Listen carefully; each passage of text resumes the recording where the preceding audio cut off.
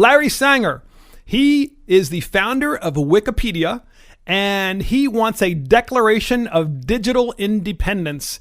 And I'll let him speak for himself because we have a clip on that. Here he goes.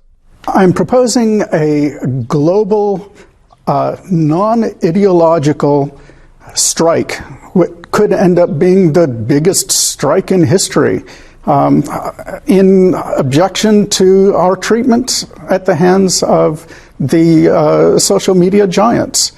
So I think this is a horrible problem.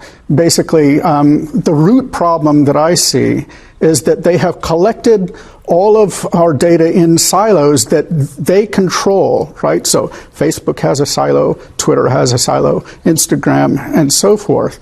They can't talk with each other, right? And they act like the data that they hold on to is theirs. That's the root problem.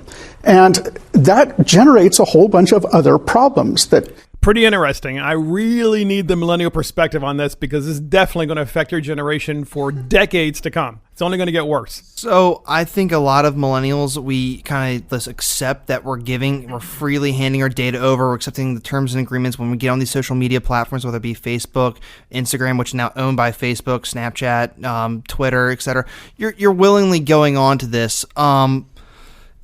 And honestly, you got to think of the gravity of it. It's going to be with you your whole life, even until you're after no longer breathing on this planet. But then again, you're dead. No one's going to use it against you, unless they would use it against your family, which would be pretty weird. But anyways, I digress. But we subscribe to it. We know what's going on. We know we're giving our data. We know we're telling hey, this is who I am. This is what my likes and interests are. You may have ads run that are targeted towards me, but that's about it, really.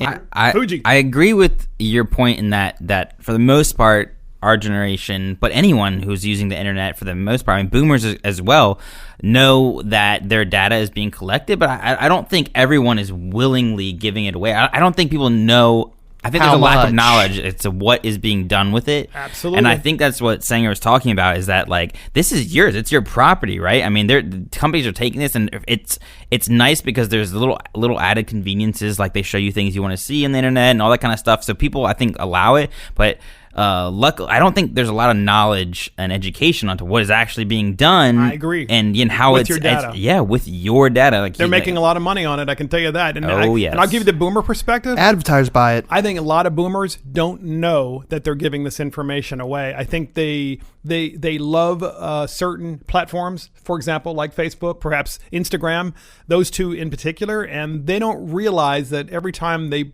fill out a category that they're giving away information about what they do for a living and where they live and their zip code. I mean, these are important things to advertisers, you guys know. So to our viewers, if you guys are on your internet and you're searching things of interest that you regularly frequent, like maybe like I go to Bass Pro Shop, so I look up certain things like ATVs or New Scope or some hunting gear. Hey, I'm a simple man. I like Bass Pro Shop. Squirrel. Yep, thank you.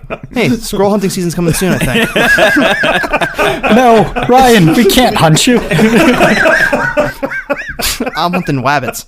There we go. But anyways, and then I go onto Facebook, and all of a sudden I see an ad for Bass Pro Shop. Here's a hunting sale. Or go on to Google, and then all of a sudden it's like, hey, you looked at this, and we're like, here, this is a sale on this. It's like, okay. How did it find out? It's learning, it tracks you, it knows what you're doing. It says, hey, this is the closest Bass Pro to you, or this is the closest outdoor shop to you. Absolutely. So if you see that, there you go. I think an important thing to say to the listeners as well is that boomers and even people like me don't know that there are things out there that can help you, retain your data and protect your data. VPN. Yeah, explain that, cyber guy. I was going to, but I feel like you have better. No, you can go, Andrew. Go for it. Are you sure? Yeah, go for ahead. it. Fire off, dude. Virtual protected network, right? Private. Virtual private network. Yeah, it's easy. There's easy enough. There's companies out there that you can just download an app just like you would any other app. NordVPN's a good one. Yep, there you go. And that prevents these companies from knowing that it's your device that's searching, Bass Pro Shops in Ryan's case or whatever. Stuff. So you're not getting attacked and your data's not getting collected, and it just makes you feel safer. And you should want that when you're online now. Well, before we go to Squirrel, we want to hear Wozniak, the co-founder of Apple, also has something to say about this. Go ahead, let's hear it. But everything about you, I mean, they can measure your heartbeat with lasers now. They can listen to you with a lot of devices. Who knows if my cell phone's listening right now? Alexa has already been in the news Active a lot. listening? So, I worry because you're having conversations that you think are private or think you're to yourself. You're saying words that really shouldn't be listened to because you don't expect it. But there's almost no way to stop it. People think they have a level of privacy they don't. Why don't they give me a choice? Let me pay a certain amount and you'll keep my data, more secure and private than everybody else handing it to advertisers. If you post something and I like it, I check I like it, but the trouble is my like's not going to you. In my head it is, but my like is going to the advertisers. So there's Wozniak saying, hey, charge me something so that I can retain my data and shield it from you. Interesting thought. Final thoughts on this, guys?